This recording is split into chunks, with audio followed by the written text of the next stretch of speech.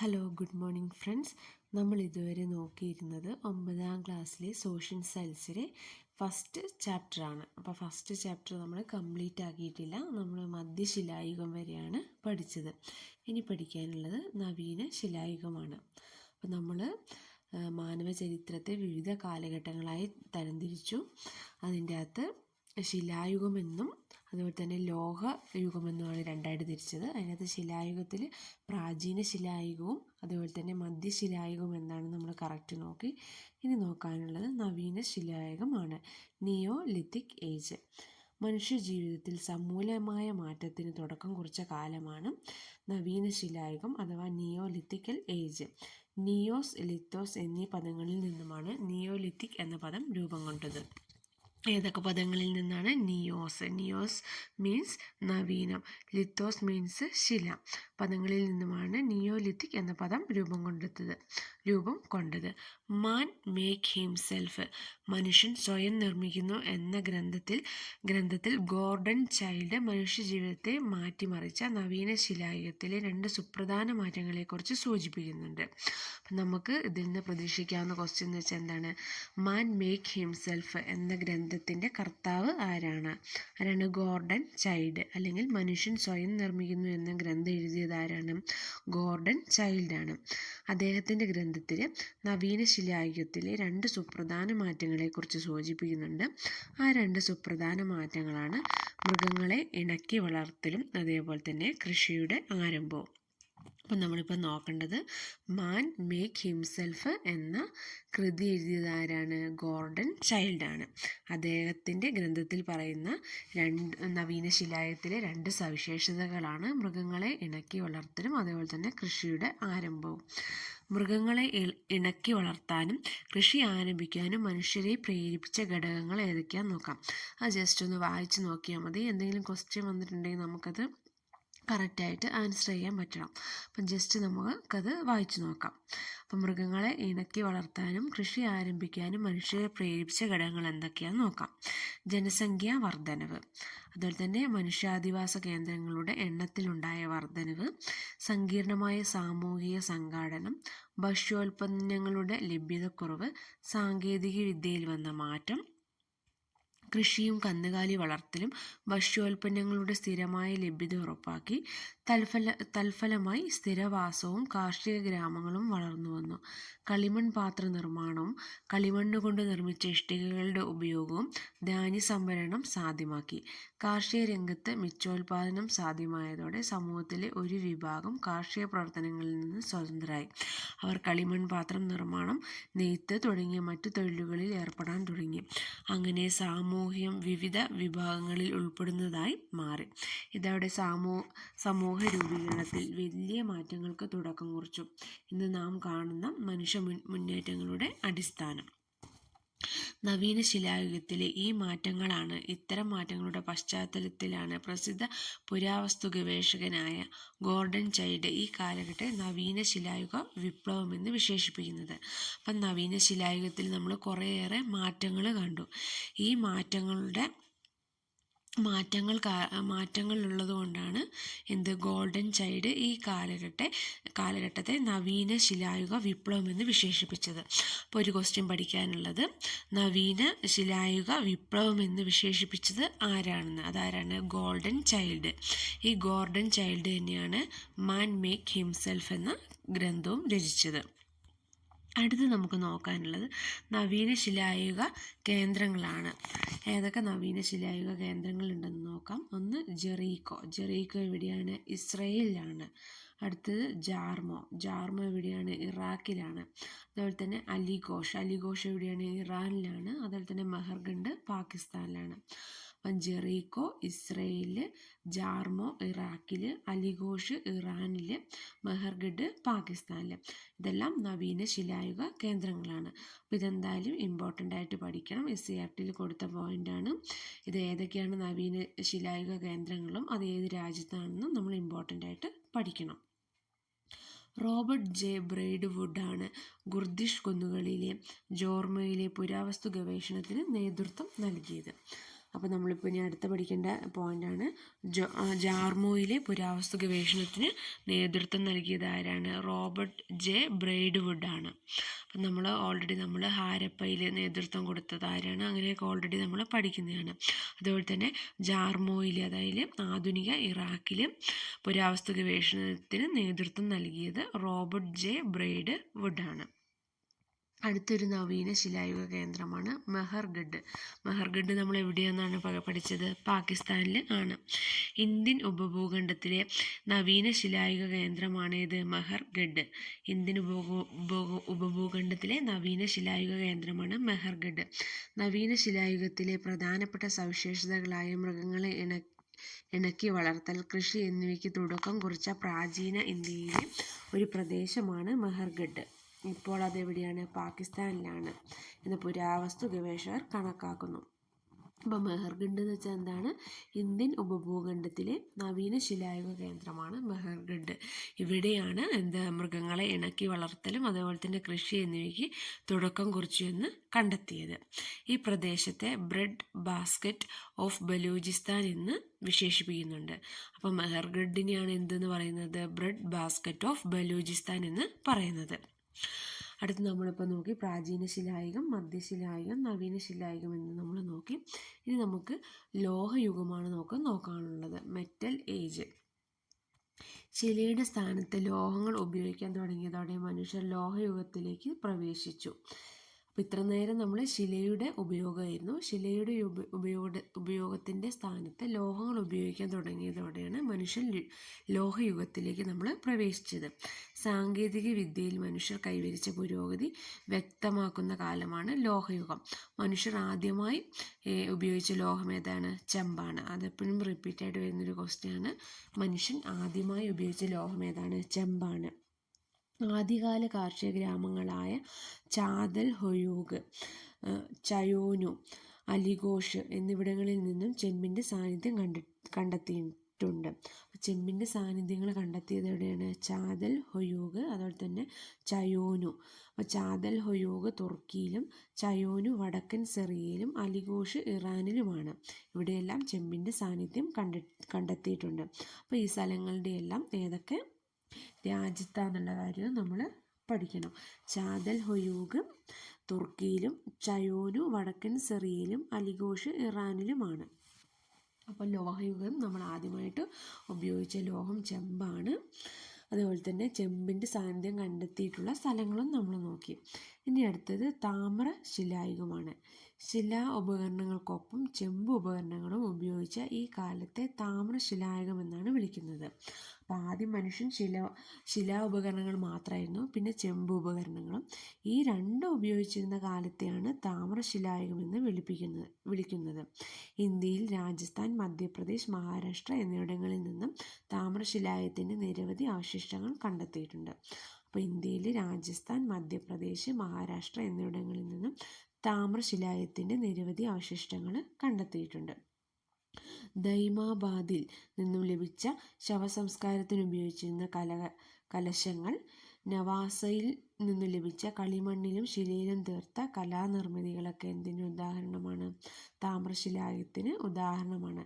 ദൈമാബാദ് മഹാരാഷ്ട്രയിലും അതുപോലെ തന്നെ നവാസയിൽ മഹാരാഷ്ട്രയിലുമാണ്. അപ്പം നമ്മൾ താമ്രശിലായുഗം എന്താണെന്ന് നമ്മൾ നോക്കി. ഇനി എന്താണ് വെങ്കല യുഗം എന്ന് നോക്കാം. Bronze age. അപ്പം വെങ്കലം എന്ന് പറഞ്ഞാൽ എന്താണ്? ഓട് തന്നെയാണ്.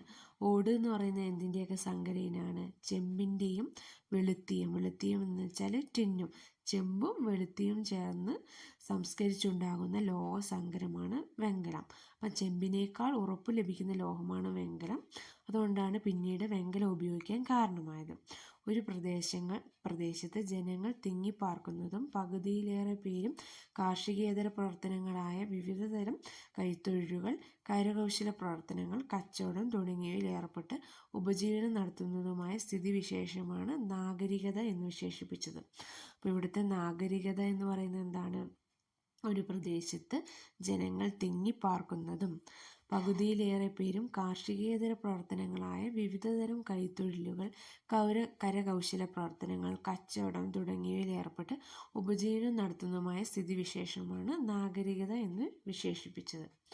അടുത്ത ഇതിൽ പറയുന്നത് സപ്തസിന്ധു പ്രദേശം. സപ്തസിന്ധു പ്രദേശം എന്ന് വെച്ചാൽ എന്താണ്? സിന്ധു നദിയും അതിൻ്റെ പോഷക നദികളും ഉൾപ്പെടുന്ന പ്രദേശമാണ് സപ്തസിന്ധു പ്രദേശം. സിന്ധു നദിയും അതിൻ്റെ പോഷക നദികളും ഉൾപ്പെടുന്ന പ്രദേശമാണ് സപ്തസിന്ധു പ്രദേശം. വെങ്കലയുഗത്തിൽ ഇന്ത്യയിൽ വികാസം പ്രാപിച്ചതാണ് ഹാരപ്പൻ സംസ്കാരം. ഹാരപ്പ, മോഹൻജദാരോ, ലോത്തൽ തുടങ്ങിയ നഗരങ്ങൾ ആസൂത്രിതമായി നിർമ്മിച്ച പൊതുകെട്ടിടങ്ങൾ, വലിയ കുളം, വീടുകൾ, തെരുവുവീഥികൾ, അഴുക്കുചാലുകൾ, ധാന്യപ്പുരകൾ എന്നിവയും വിവിധതരം കൈത്തൊഴിലുകളുടെയും കച്ചവടത്തിൻ്റെയും സാന്നിധ്യവും ഇവിടെ നഗരവൽക്കരണത്തെ നമുക്ക് വ്യക്തമാക്കി തരുന്നുണ്ട്. അതുകൊണ്ടാണ് ഹാരപ്പൻ സംസ്കാരത്തെ ഇന്ത്യൻ ചരിത്രത്തിലെ ഒന്നാം നഗരവൽക്കരണം എന്ന് വിശേഷിപ്പിക്കുന്നത്. അപ്പോൾ നമുക്കിപ്പം പഠിക്കാനുള്ളത്, ഏത് സംസ്കാരത്തെയാണ് ഒന്നാം നഗരവൽക്കരണം എന്ന് വിശേഷിപ്പിച്ചത്? ഏതാണ്? ഹാരപ്പൻ സംസ്കാരം. ഇതൊക്കെ ജസ്റ്റ് വായിച്ചു പോയാൽ മതി. ഇമ്പോർട്ടൻ്റ് ആയിട്ടുള്ള പോയിൻറ്റ്സൊക്കെ ഞാൻ പറഞ്ഞു തരുന്നുണ്ട്. അടുത്തത് ഇൻഡോ യൂറോപ്യൻ ഭാഷകൾ. ഇൻഡോ യൂറോപ്യൻ ഭാഷകൾ എന്ന് വെച്ചാൽ ഏതൊക്കെയാണ്? സംസ്കൃതം, Latin, Greek, German, English, Swedish, Russian, Polish, Italian, Spanish, French, Romanian എന്നീ ഭാഷകൾ ഇതിൽ പെടുന്നു. അപ്പം ഇൻഡോ യൂറോപ്യൻ ഭാഷകൾ എന്ന് വെച്ചാൽ ഏതൊക്കെയാണ്? സംസ്കൃതം, Latin, Greek, German, English, Swedish, Russian, Polish, Italian, Spanish, French, Romanian എന്നീ ഭാഷകൾ ഇതിൽ ഉൾപ്പെടുന്നു. അടുത്ത് പറയുന്നതാണ്, നമ്മളിപ്പം വെങ്കലയുഗം കഴിഞ്ഞു, ഇനി അടുത്തത് വേദകാലം, വേദിക് ഏജ്. ഹാരപ്പൻ സംസ്കാരത്തിൻ്റെ തകർച്ചയ്ക്ക് ശേഷം സപ്തസിന്ധു പ്രദേശത്ത് കടന്നു വന്നത് ആരായിരുന്നു? ആര്യന്മാരായിരുന്നു. ഇൻഡോ യൂറോപ്യൻ ഭാഷാ കുടുംബത്തിൽ ഉൾപ്പെടുന്ന ഭാഷ സംസാരിച്ചവരായിരുന്നു ആര്? ആര്യന്മാർ.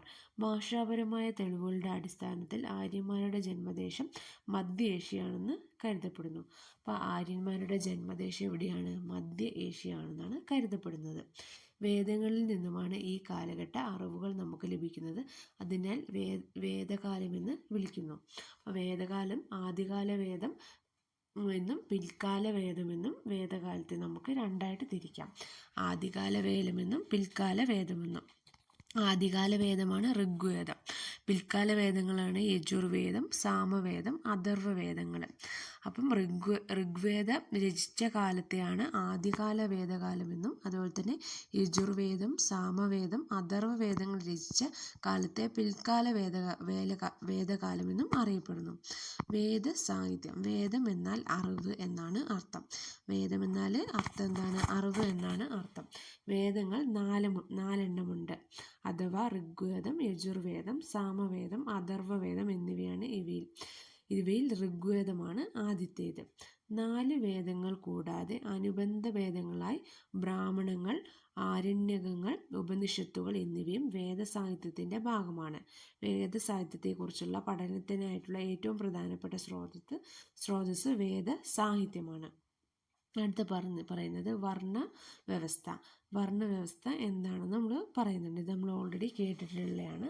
വർണ്ണങ്ങൾ 4 ഉണ്ടായിരുന്നു. പൗരോഹിത്യത്തിൽ ഏർപ്പെടുന്നവർ ബ്രാഹ്മണരും, രാജഭരണവും സംരക്ഷണവും നടത്തിയവർ ക്ഷത്രിയരും, കൃഷിയിലും കച്ചവടത്തിലും ഏർപ്പെട്ടിരുന്നവർ വൈശ്യരും, ഈ 3 വിഭാഗങ്ങൾക്കും ദാസ്യവൃത്തി ചെയ്തിരുന്നവർ ശൂദ്രരും അറിയപ്പെട്ടിരുന്നു. ആരൊക്കെയാണ്? ബ്രാഹ്മണർ, ക്ഷത്രിയർ, വൈശ്യരും ശൂദ്രരും. ആദ്യകാല വേദകാലം. സപ്തസിന്ധു പ്രദേശം. ആദ്യകാല വേദകാലത്തിലെ എന്താണ് പ്രത്യേകതകളാണ് പറയുന്നത്. ജസ്റ്റ് നമുക്ക് വായിച്ച് നോക്കിയാൽ മതി. സപ്തസിന്ധു പ്രദേശമായിരുന്നു ആദ്യകാല വേദം.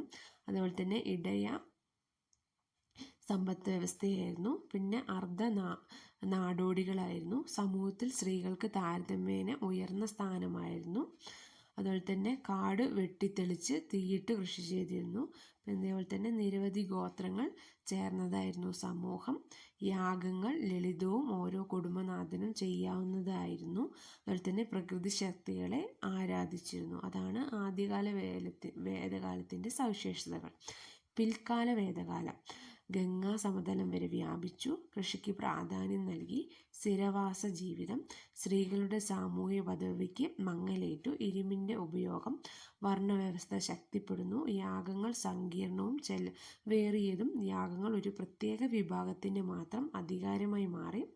പ്രത്യേക ആരാധനാമൂർത്തികൾ രൂപപ്പെടുന്നു. വിവിധതരം കരകൗശല വിദ്യകളുടെ ആരംഭം. അപ്പം ഫസ്റ്റ് ചാപ്റ്ററിൽ ശിലകളുടെ ശിലകളുടെ മുന്നോട്ട് എന്ന് പറഞ്ഞ ചാപ്റ്ററിൽ പ്രധാനമായിട്ട് ഇതാണ് പഠിക്കാനുള്ളത്. അപ്പം മാനവ ചരിത്രത്തെ രണ്ടായിട്ടാണ് തിരിച്ചത്. ശിലായുഗമെന്നും അതുപോലെ തന്നെ ഇരുമ്പ് യുഗമെന്നും, അതുപോലെ തന്നെ അതിൻ്റെ പ്രാചീന ശിലായുഗം, മധ്യശിലായുഗം, നവീന ശിലായുഗമെന്നും, അതുപോലെ തന്നെ വെങ്കല യുഗമെന്നും ഇരുമ്പ് യുഗമെന്നും തിരിച്ചിരുന്നു. അത് നമ്മൾ ഫുള്ള് കംപ്ലീറ്റ് ആയിട്ട് കവർ ചെയ്തു. അതുപോലെ തന്നെ ഇതിൽ ഇമ്പോർട്ടൻ്റ് ആയിട്ട് പഠിക്കാനുള്ളത് ഓരോ സ്ഥലങ്ങൾ പറഞ്ഞിട്ടുണ്ട്, അതൊക്കെ ഏതൊക്കെ രാജ്യത്താണെന്നും അതുപോലെ തന്നെ ഓരോ ശിലായുഗത്തിൻ്റെ പ്രത്യേകത എന്താണെന്നും പറഞ്ഞിട്ടുണ്ട്. അതും ഇമ്പോർട്ടൻ്റ് ആയിട്ട് പഠിക്കണം. പിന്നെ ഓരോ കൃതികൾ എഴുതിയത് ആരാന്നും പറഞ്ഞിട്ടുണ്ട്, അതും നമ്മൾ ഇമ്പോർട്ടൻ്റ് ആയിട്ട് പഠിക്കാനുള്ളതാണ്. അപ്പോൾ ഇന്നത്തെ ക്ലാസ്സിൽ പ്രധാനമായിട്ട് പഠിച്ചത് നമ്മൾ നവീന ശിലായുഗം എന്താണെന്ന് പഠിച്ചു. അതിൻ്റെ അകത്ത് ഒന്ന് പറയുന്നുണ്ട്, മാൻ മേക്ക് ഹിംസെൽഫ് എന്ന ഗ്രന്ഥം രചിച്ചത് ഗോർഡൻ ചൈൽഡാണ്. അത് ഇമ്പോർട്ടൻ്റ് ആയിട്ടുള്ളൊരു കാര്യമാണ്. അതേപോലെ തന്നെ നവീന ശിലായുഗത്തിൻ്റെ പ്രധാന പ്രത്യേകതയാണ് മൃഗങ്ങളെ ഇണക്കി വളർത്തലും അതേപോലെ തന്നെ കൃഷിയുടെ ആരംഭവും. അത് കഴിഞ്ഞിട്ട് നമ്മൾ പഠിച്ചത് എന്താണ്, അതേപോലെ തന്നെ നവീന ശിലായുഗ വിപ്ലവം എന്ന് വിശേഷിപ്പിച്ചത് ആരാണ്, അതും ഗോർഡൻ ചൈൽഡ് തന്നെയാണ്.